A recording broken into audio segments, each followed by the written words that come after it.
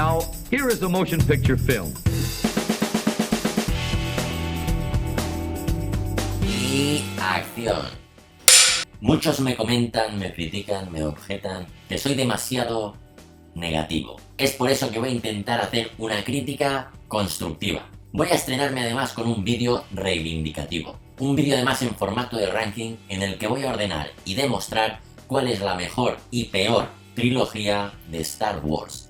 Es decir, de peor a menos mala. Las analizaré todas. Y con estas críticas, además tendré la posibilidad de reencontrarme con mi archienemigo, ni más ni menos que Rian Johnson. No sé si lo recordaréis, pero meses atrás intentó lanzarme todo film Twitter a la yugular después de que lo descubriera y dejara con el culo al aire, haciéndonos creer que no se había saltado el eje cuando sí, y encima aún teniendo de mi lado a su dire de foto. Pero bueno, la gente prefiere ponerse del lado del poderoso, eso es así, no descubro nada, pero ya llegaremos a ello. Por cierto, si creéis que saltarse el eje es un concepto explicado en primero de carrera y que sobresale por unos estudios carentes de teoría académica y que el estudiante de cine abraza y sobredimensiona dándole una importancia que no tiene, os equivocáis. Vamos con Star Wars. ¿Qué puedo decir que no se haya dicho ya? Star Wars es una saga sobrecargada de películas y análisis, tanto que no solo sus creadores se han creído su propia leyenda, sino que su base de fanáticos también.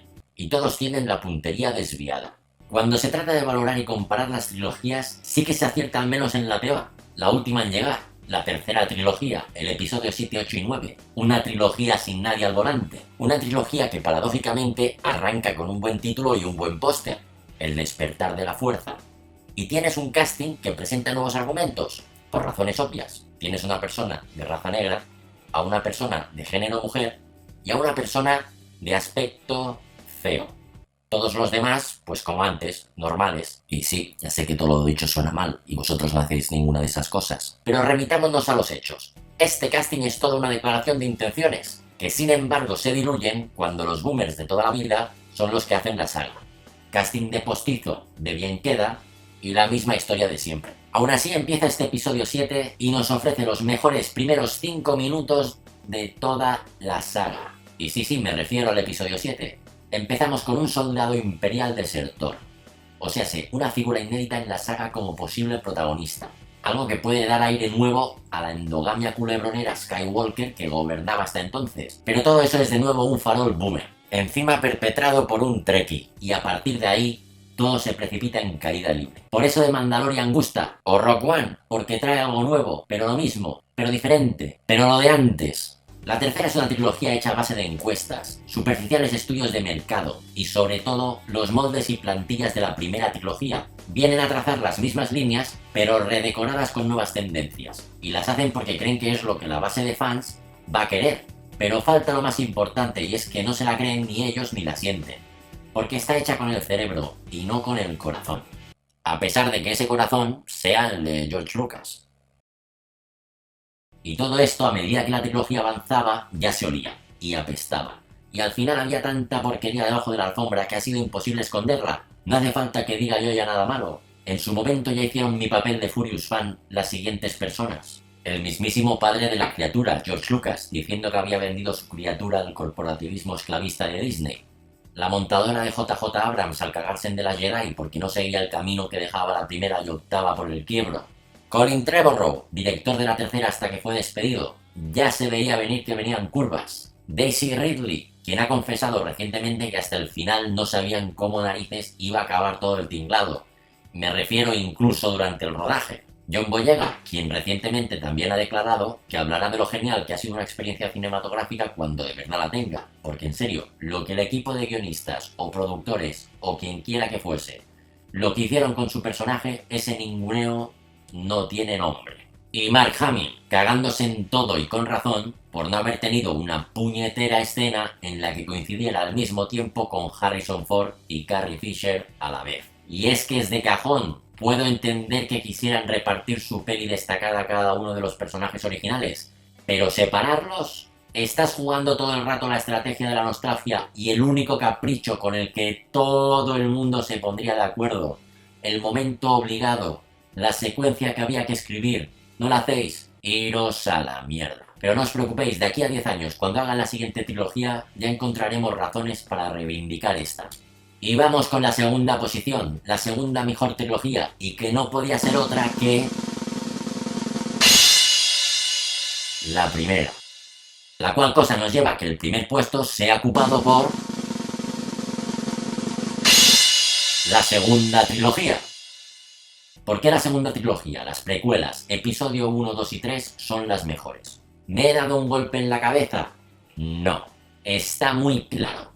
Lo que George Lucas hace con su criatura en esta trilogía, episodio 1, 2 y 3, es para Star Wars lo que El Padrino para las pelis de gángsters. Mientras que la primera trilogía es la primera temporada de Power Rangers. La segunda trilogía de Star Wars es cine de autor. Aquí es donde se mezcla esa aventura de fantasía infantil de microteatro dominguero disneyficado con Puccinellis con una tragedia de altura. Una tragedia que se vincula además muy estrechamente con la figura de su creador, George Lucas. Por eso digo que es cine de autor. Hasta escribe y dirige todas. Era algo que solo hizo con la primera película de la primera trilogía. Porque es George Lucas descubriendo ante todo el mundo quién es el centro de este universo, de esta historia, de esta saga, de esta tragedia. El personaje más humano, el más común, y con el que George se identifica. Porque él al final no es Luke Skywalker, ese joven aventurero lleno de ideales con pequeñas dudas que al final salva el universo. Él es Anakin, ese joven ambicioso con no muchos ideales, inmensas dudas, que al final destroza el universo. ¿Por qué va para atrás y no va hacia adelante George Lucas? ¿Por qué vuelve a los orígenes de la saga? Porque George Lucas reconoce que el protagonista de la saga es Darth Vader. Porque Darth Vader es el padre. Porque el padre es George Lucas. Porque George Lucas es Darth Vader. Mirad su carrera. Mirad cómo evoluciona. Ya lo decía Coppola. Qué gran director se ha perdido el cine por culpa de Star Wars. Pero en 1999 regresó para redimirse. Empecemos con La amenaza fantasma, posiblemente la mejor película de la saga, con el mejor título, La amenaza fantasma. ¡Qué juego de palabras! George Lucas nos regala el título más poético. El resto de títulos son como titulares de periódicos. Contraataque, retorno, ataque, venganza, últimos, ascenso... Pero este sí es un señor título. Juega con el conocimiento del espectador. Sabemos a dónde se dirige todo. Y eso nos hace participar, sabemos el desenlace. Los spoilers dan igual, no hay incertidumbre. Esto hace que por primera vez nos enfrentemos a una peli de Star Wars como si fuera un clásico instantáneo, como Romeo y Julieta, o Hamlet, o La vida de Cristo. Historias que ya no hay quien las vea sin saber qué va a pasar. George Lucas se convierte en Shakespeare, se convierte en sagrada escritura. El episodio 1 es la primera vez que Star Wars mezcla la narración pop del siglo XX con la narrativa clásica, después de que la primera trilogía mezclase la narrativa clásica con los géneros populares cinematográficos del siglo XX. Es decir, de las historias de guerreros, de caballeros, princesas, espadachines, samuráis y demás, también con la estructura del ciclo del héroe, es decir, esa estructura en la que un personaje se embarca en una aventura en la que ya nada nunca volverá a ser lo mismo, a la mezcla de western y ciencia ficción espacial. Prehistórica, punto, no futurista, porque es una galaxia muy lejana, hace mucho tiempo. Eso hace que algunos lo llamen género de fantasía. También puede ser. Pero bueno, no nos metamos en debates fútiles. El episodio 1 arranca por todo lo alto. Y eso que tiene que pasar el puñetero peaje de cada Star Wars. ¿Qué son esas letras? Todas las pelis de Star Wars empiezan con un prólogo escrito que parece un puñetero comunicado de prensa. Parece que quieren contextualizar, pero es que los acabo de leer y al segundo ya se me ha olvidado lo que decía. Porque el texto escrito tiene la misma pasión que un banner de telenoticias pasando por debajo del presentador. Cuando empezaba a ver una peli de Star Wars de pequeño, pasas del subidón del primer cartel, que dices, bueno, 4 puntos suspensivos, es un error, o no, a lo mejor en una galaxia muy lejana los puntos suspensivos son 4, pero pese a todo la frase tiene pegada. Y pasas de eso al subidón del título explotando con la música de Williams, a tener que leerte la mierda esa que confunde, te pierde, te aburre y cuando eres pequeño no tienes tiempo a leer. A ver, hablo por los demás, ¿vale? Yo siempre fui un alumno aventajado con un nivel de lectura siempre de un curso superior por encima del que estaba. Pero es que de esas puñeteras letras no recordamos nada salvo una cosa, que a todo el mundo le encanta y nos deja retratados como los bobos que somos. Y es que las letras fugan en perspectiva, flotando en el espacio y decimos, ¡wala, qué chulo! Nos la cuelan con el efectito. ¿Os imagináis los prólogos de Star Wars escritos en plano? Estaríamos pensando, ya viene el texto para darle pedigrí a esta aventura porque estos mundos son tan importantes que se escriben sobre ello. Pero bueno, pasado el peaje de las letras, El episodio 1 empieza por todo lo alto, con ese salto tecnológico que nos brindó los efectos especiales digitales, con un diseño de robots, por ejemplo estos soldaditos que se ven técnicamente que están por debajo de lo que hemos visto en las otras pelis, porque todo esto pasó antes y por lo tanto la tecnología no está tan avanzada como en el episodio 4, pero la tecnología digital por fin no se ve obligada a disfrazar a un hombre de robot o poner a un robot in situ en el plató, que o bien es un teleñeco o un tío disfrazado, y eso con el resto de criaturas. Y además hay diversidad. La diversidad como se entendía en 1999. Todos los personajes humanos tienen un acento o bien americano o bien un americano con toque británico o bien británico no muy fuerte, pero ya no son todos ingleses. Incluso se le rinde homenaje con los sables Jedi. Ewan McGregor lo tiene azul y Liam Neeson lo tiene verde. Eso es diversidad. Bueno, vale, Obi-Wan Kenobi ya lo tenía azul, pero da igual. Y todo bicho alienígena tiene un acento creado, mezclado, artificial, que suma manierismos desde caribeños, africanos, asiáticos o hispanos.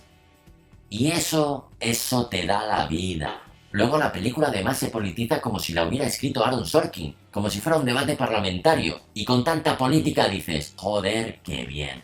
O sea, siempre habíamos ido a hablar de las anteriores, que si la República, que si la Resistencia, que si de la Federación, que si este organismo, que si aquel. Y mira que he visto la peli veces y no me entero nunca de nada. Y eso no puede ser más real, es como la vida misma, como que no te enteras de nada. Como cuando los productores de Aaron Sorkin le decían en el ala oeste de la Casa Blanca que la gente no sabía tanto de política como lo que los personajes debatían, pero el efecto es que el espectador lo que verá será, hostia, ¿cuánto saben estos personajes a los que estoy viendo? Aunque no me entere ni papa. Eso es algo que podéis decirle a vuestros profesores de práctica cuando os diga que vuestro guión no se entiende. Tenemos también hasta una explicación biológica de la fuerza, la concentración de esos midichlorianos en sangre que hace que seas más apto para utilizar la fuerza. Alejamos el concepto de la fuerza de la religión para acercarla a la ciencia. Vale, no son elementos antagónicos o contradictorios, pero está muy claro. Aquí George Lucas mata a Dios. Y la peli además tiene las mejores secuencias de acción de la historia, la carrera de vainas. Eso es puro George Lucas. Si a él lo que siempre le han gustado son los coches. Mirad sus cortos. Incluso American Graffiti todo pasa en coches. Luego tenemos el duelo con Darth Maul. El mejor, al menos en diseño, villano de Star Wars. Se convierte hasta en el elemento más destacable en los pósters de los reestrenos de la película. La gente hasta se lo tatúa. La película hasta nos regaló el mejor póster teaser de la historia. ¿Qué más se puede pedir? Pues el episodio 2, El ataque de los clones. Posiblemente la mejor película de la saga. La más romántica. Romántica en mayúscula.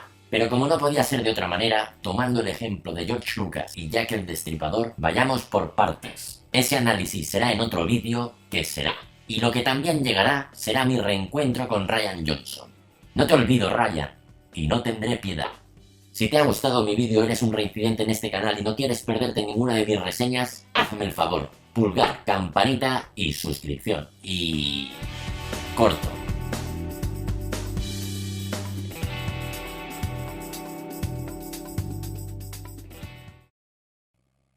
Oye, pues Adam Driver